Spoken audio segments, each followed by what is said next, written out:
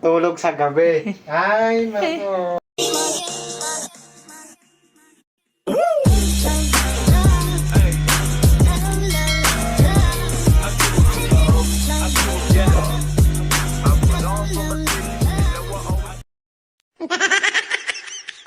Ang bihira, mukha na akong matanda ah. Ano kayang dapat gawin para magmukhang bata? Bihira.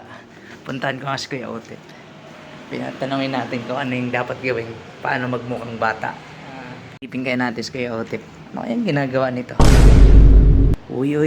Wow Pambihira. naman! Nag-i-exercise Wow. na naman. Wow! Lupit talaga.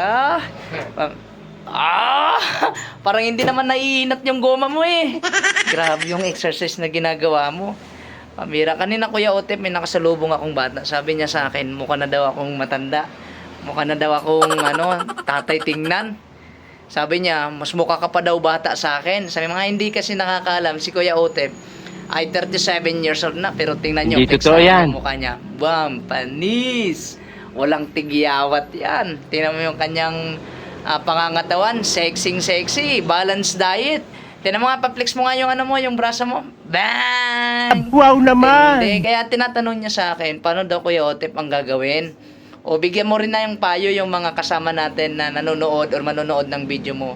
Paano ba i-maintain yung ganyang klase ng katawan? Huwag mong subukan. Okay, so Masisira bigyan mo ang sila ng buhay mo. advice.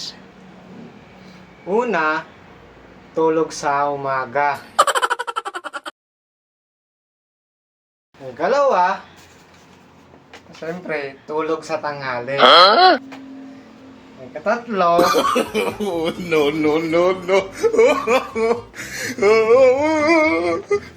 tulog sa gabi. Ay, nako.